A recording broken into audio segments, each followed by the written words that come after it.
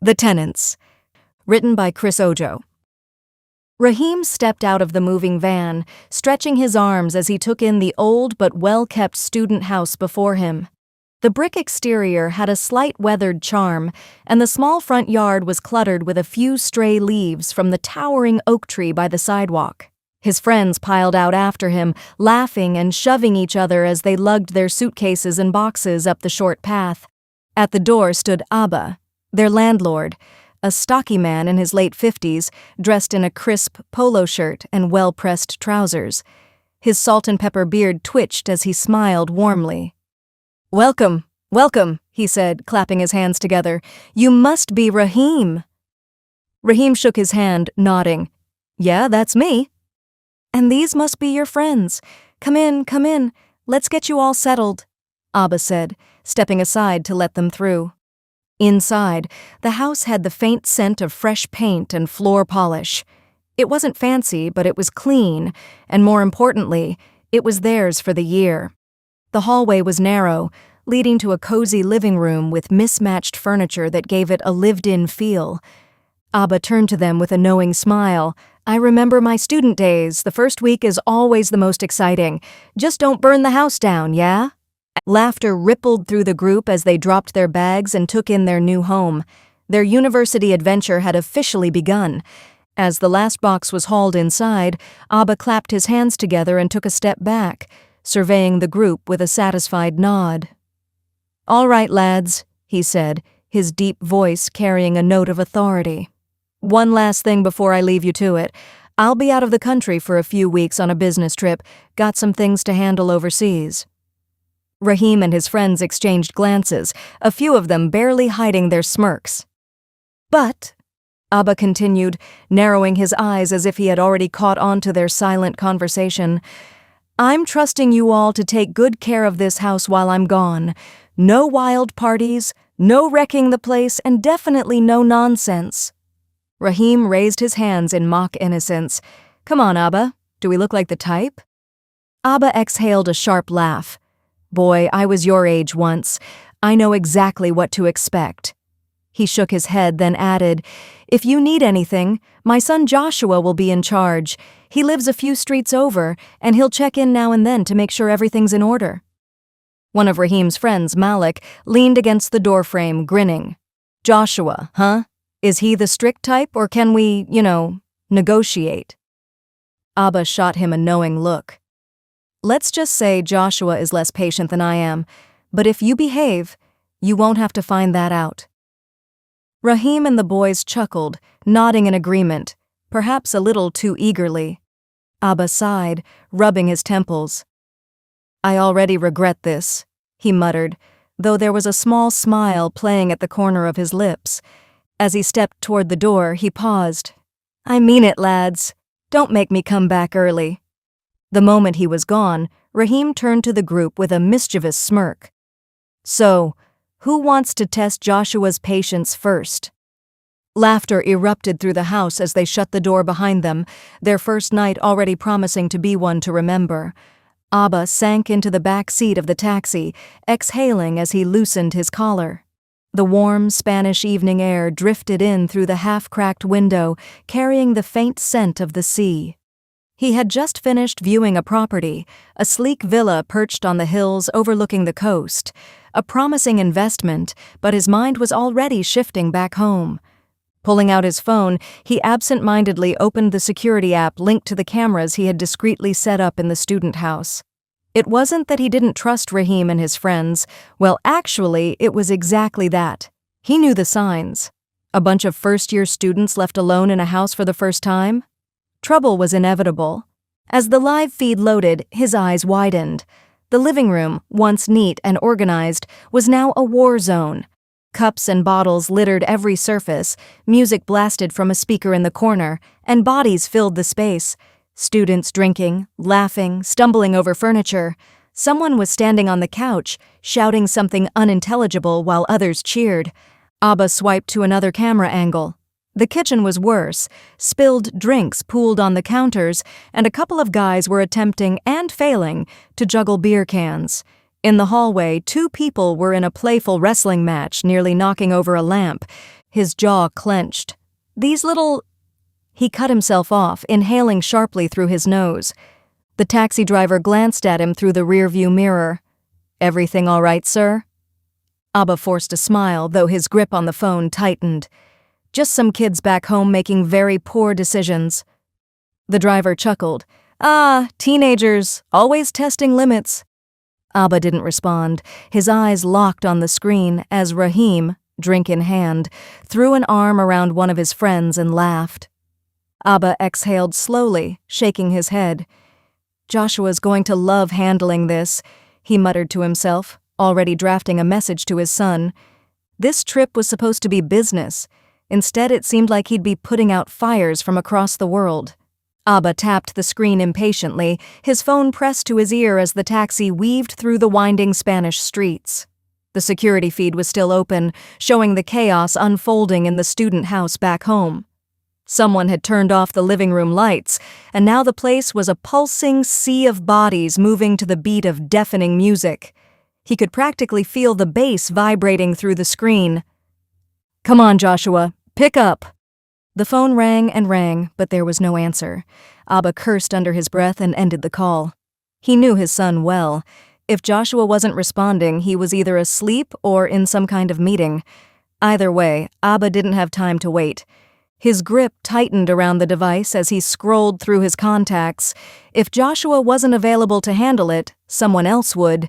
He found the number he was looking for and hit dial. After a few rings, a groggy voice answered. "Everything okay, Abba?" his assistant Daniel asked. "It won't be if our new tenants continue destroying that house," Abba snapped.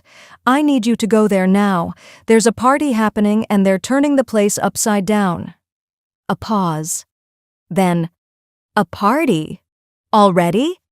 Didn't they just move in?" "Exactly," Abba said, exhaling sharply. "Go over there, shut it down, and let them know if I see anything like this again, they'll be out on the street before they can say, 'Deposit refund.' Understood?" "Understood, sir. I'll handle it." Abba hung up, his jaw still tight as he glanced at the screen again. The party was only getting wilder. Someone had climbed onto the kitchen counter, waving a bottle in the air like a victory trophy.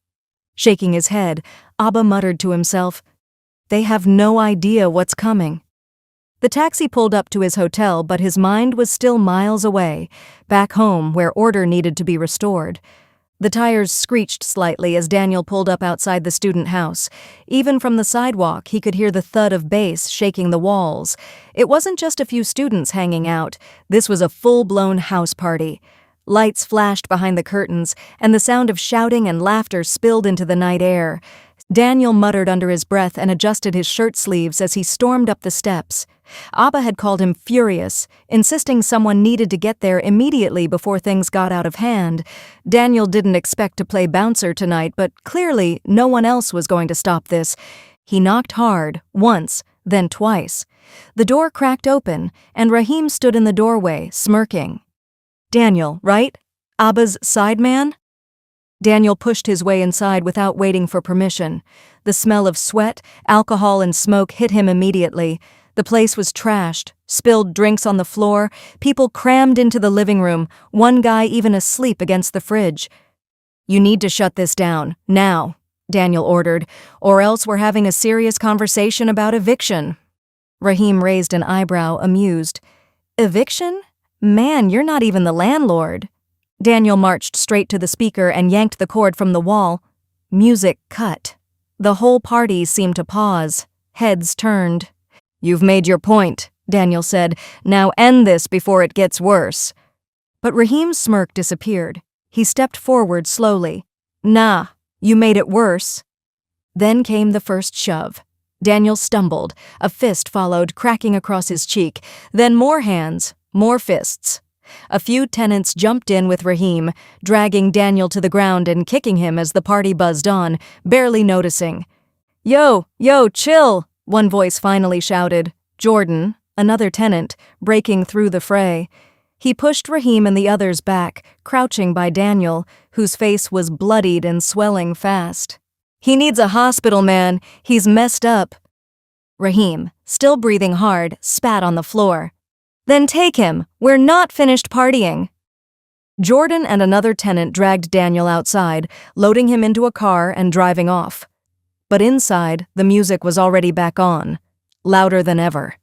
In his hotel room in Spain, Abba sat frozen in front of his phone, watching the aftermath unfold through the security camera feed. His assistant had been assaulted, bloodied, hauled off to the hospital. The party was still raging like nothing had happened. His finger trembled as he hit dial, this time not to Joshua, this time straight to the police. "This is Abba Olajuwon," he said firmly. "I'm the owner of a student property at 47 Lambourne Road. There's an illegal party happening there right now, and my assistant has just been attacked. I need officers there immediately to shut it down." "We'll dispatch a unit. Don't worry, we'll take care of it," the voice on the receiving end of the line assured. Abba hung up and watched, jaw clenched, as flashing blue lights pulled up outside the house 10 minutes later. Inside, Rahim had already spotted the patrol car through a gap in the curtains. This time, he was ready. "Police," he said calmly. "Everyone without a room here. Basement, quiet. Move." The guests scattered quickly, heading downstairs as Rahim dimmed the lights and motioned for his housemates to get rid of the trash and turn off the music. When the knock came, he opened the door to reveal only the official tenants lounging casually in the living room. "Evening, officers," he said smoothly. "Everything all right?" "We got a report of an out-of-control party here," the taller officer said, scanning the quiet room suspiciously. Rahim gestured around. "Not sure who called it in. Just us, the tenants. See?" He pulled out the tenancy agreement. One by one, the others did the same. The officers exchanged a look. Legally, they were stuck. No visible signs of trespassers, no noise now, and everyone present was a registered tenant. "Keep it quiet," the officer said finally. "If we're called back, we won't be as lenient." Rahim nodded. "Of course, officer. Have a good night." The door closed, the cops drove away, and from his hotel room across the sea, Abba stared at the camera feed, slack-jawed. He had just watched his assistant beaten and his warning ignored. The tenants had outplayed the police. His hand hovered over his phone once more. He didn't hesitate this time. He called his son. "Joshua," he said, voice low and simmering. "Get over there. Now." Joshua stepped out of the glass-walled conference room, adjusting the cuffs of his suit jacket as the door clicked shut behind him. The meeting had run longer than expected, but it had ended the way he liked, on his terms, with nods of agreement and silent respect from the room. He reached into his pocket as he walked down the hallway, pulling out his phone. A single missed call glowed on the screen, marked Dad. Underneath, a voicemail notification. He paused by the elevator, swiping to listen. His father's voice crackled through the speaker, tense and urgent. "Joshua, listen to me. I need you to get over to the student house right now. They're throwing a wild party. Music, strangers, the whole place is being destroyed. Your brother's assistant went over and ended up in the hospital. The police couldn't shut it down. I need you to handle this immediately." The voicemail ended. Joshua lowered the phone, jaw tightening. He wasn't surprised. He'd seen enough of these students to know how quickly they'd test the limits. But hearing about Daniel getting hurt? That shifted things from inconvenience to something that needed to be dealt with. The elevator arrived. Joshua stepped in, pressed the button for the ground floor, and stared at his reflection in the mirrored walls. His expression was calm, almost cold, but behind his eyes was a flash of resolve. Minutes later, his car pulled up outside the student house. Even from the street, he could see shadows moving inside, music still pulsing faintly through the windows despite the earlier visit from the police. Joshua killed the engine, stepped out, and shut the door behind him with deliberate force. He took a moment, straightened his shirt collar, then walked up the front path. At the doorstep, he paused, listening to the muffled laughter and bass vibrating under his feet. He could already tell they thought they'd won. But that was about to change. Joshua raised his hand and knocked, firm and deliberate, the sound cutting cleanly through the night air. Joshua stood in the doorway, his gaze sweeping over the crowded living room. The music was low now, but the smell of drink and sweat hung heavy in the air. Raheem lounged against the wall, arms crossed, flanked by a few of the other tenants, their eyes sharp and defiant. Joshua's voice cut through the tension, quiet, controlled, but carrying an edge like cold steel. "This is your final warning," he said, fixing his gaze on Raheem. "Shut this party down, tonight, or when my father comes back, every single one of you will be out on the street before you can pack a bag." For a moment, silence hung in the air, broken only by the bass still rumbling softly from the speaker. Raheem's smirk faded, replaced by something darker. "You think you can walk in here, bark orders, and scare us?" Raheem spat, stepping forward. "We live here. Who the hell are you?" Joshua didn't flinch. "I'm the last person you want to test." Raheem's jaw tightened. His friends shifted closer, their anger boiling just beneath the surface. Then it snapped. The first punch came fast, Raheem's fist connecting squarely with Joshua's jaw, staggering him backward. Another tenant shoved him hard into the coffee table, glass shattering under the weight. Joshua tried to stand, but a boot crashed into his ribs, knocking the air from his lungs. Then came more kicks, more fists, the noise of splintering wood and labored breathing, mixing with muffled gasps from the other tenants. For a few awful seconds, Joshua moved, tried to shield himself. Then he stopped moving altogether. Raheem froze, chest heaving, sweat dripping down his face. The others stepped back, horror dawning on their expressions as they looked at the still figure sprawled across the broken table. "Crap," Malik whispered, voice cracking. "Bro, he's not breathing." For a heartbeat, the living room froze in stunned silence. The music still thudded quietly from the speaker, but no one heard it. All eyes were locked on the sprawled, broken figure of Joshua lying motionless across the shattered coffee table. A girl near the door let out a shaky gasp, clapping her hand to her mouth. Someone else muttered, "Oh gosh!"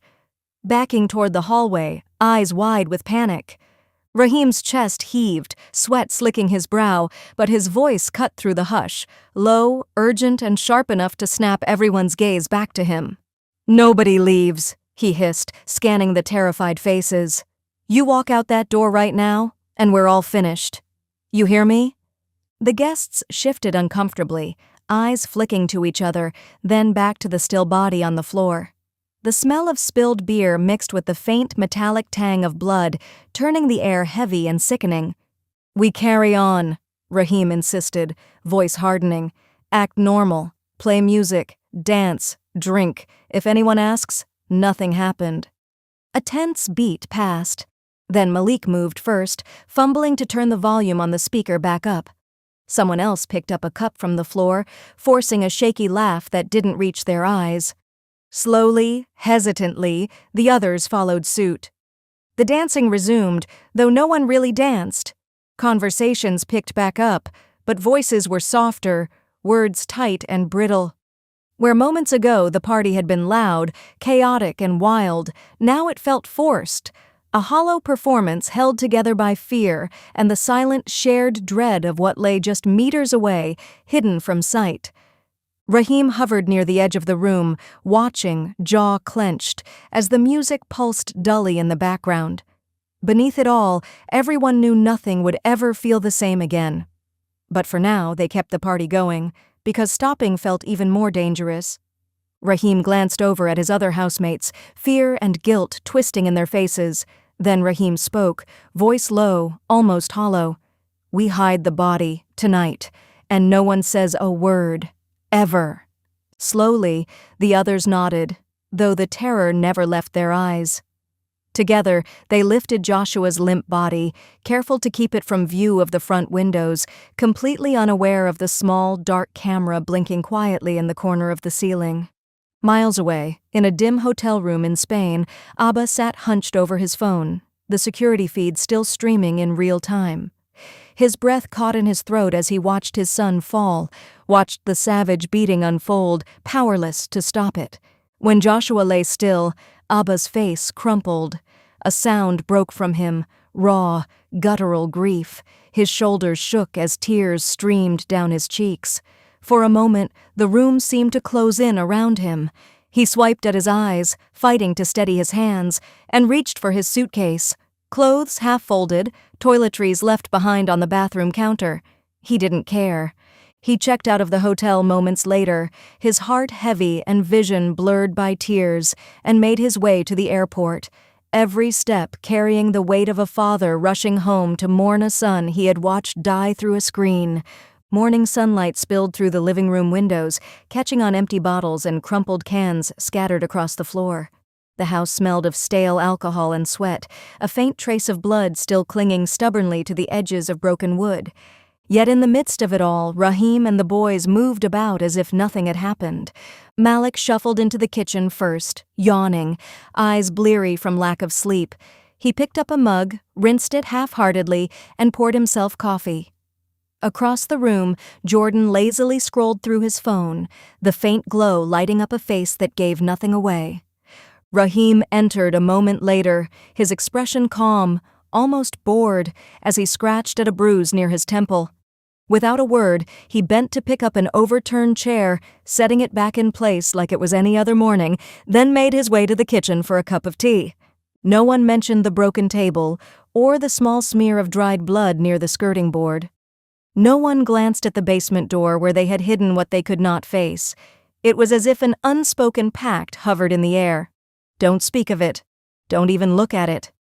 The doorbell rang, sharp and sudden, cutting through the lazy hum of the morning. Rahim froze, the half-empty mug in his hand trembling just slightly.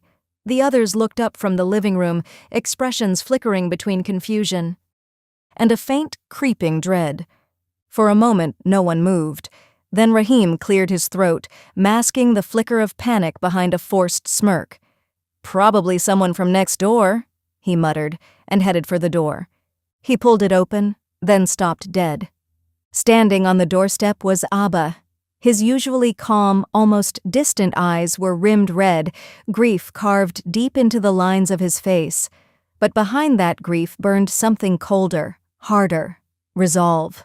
And stretching out behind Abba, filling the front path and spilling down the driveway, was a small army of uniformed police officers. Hands resting on holsters, eyes fixed on the house, ready. For a second, Rahim's tongue stuck to the roof of his mouth. His smirk vanished. Abba stepped forward, voice low, every syllable heavy with the weight of a father's fury and heartbreak. "I know what you did, Rahim," he said, each word deliberate, final. "I watched everything unfold, live, through the security cameras I installed." Rahim's mouth opened, a denial on his lips, but nothing came out. Abba's gaze didn't waver. "I took the footage to the police. It was enough to get a warrant for the arrest of everyone involved."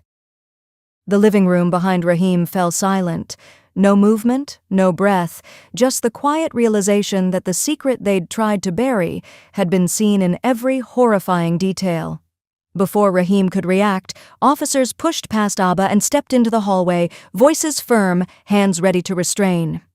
Outside, Abba stood rooted to the spot, tears welling again in his eyes, not for the tenants, but for the son he'd lost, whose last moments he'd been forced to witness from a screen thousands of miles away. The hallway erupted into chaos the moment the officers stepped inside. "Police! Everyone stay where you are!" one shouted, voice sharp enough to slice through the stunned silence. Rahim stumbled back, words spilling out, half denial, half curse, but two officers grabbed his arms, twisting them behind his back as the cold bite of handcuffs snapped shut around his wrists. Malik backed away, palms raised, stammering something no one could hear over the barking orders.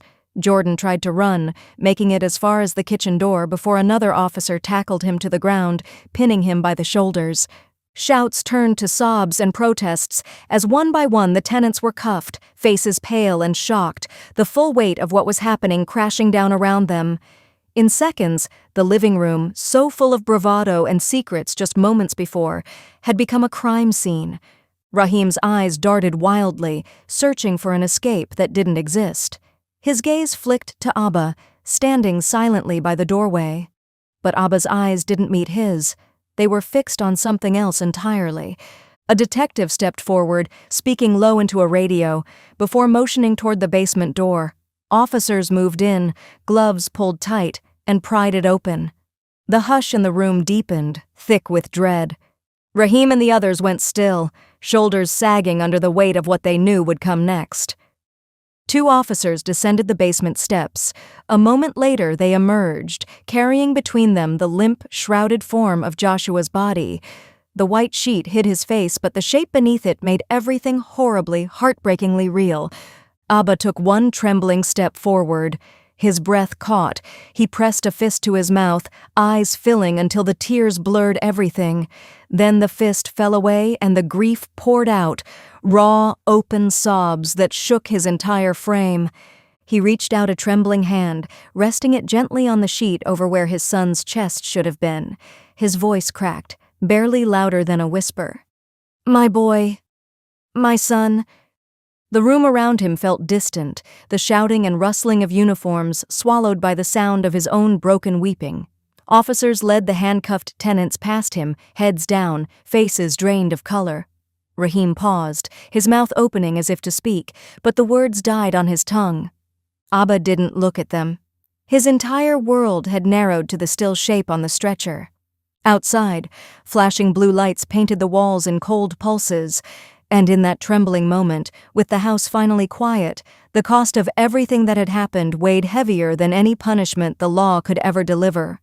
Weeks passed, each day softening the rawness of grief into something quieter but no less heavy. When Abba finally returned to the student house, he unlocked the door slowly, almost bracing himself for what lay beyond. The hallway smelled of dust and stale air, and the silence inside felt heavier than the emptiness itself, like it still carried echoes of laughter, music, and the tragedy that had followed. He walked through each room, eyes lingering on broken things that had yet to be repaired, a cracked skirting board, a scuffed patch of wall, the faint ghost of a red stain on the floor he'd scrubbed more than once already. His breath caught, but he pressed on. Over the following days, Abba rolled up his sleeves and did what needed to be done. He cleared out empty bottles and cigarette ends, swept the floors, and wiped grime from the windows until they caught the light again. In the living room, he replaced the shattered coffee table, running his hand across the new wood with a quiet sigh. The bruises on the walls were patched and repainted, each brushstroke an act of reluctant acceptance. In the basement, he stood for a long moment, hands at his sides, remembering the footage he had watched, the violence, the fear, and the silence that had followed. Finally, he forced himself to clean there too, scrubbing away every trace of what had happened, though the memory remained stubbornly etched into the air. Little by little, the house began to feel like a home again.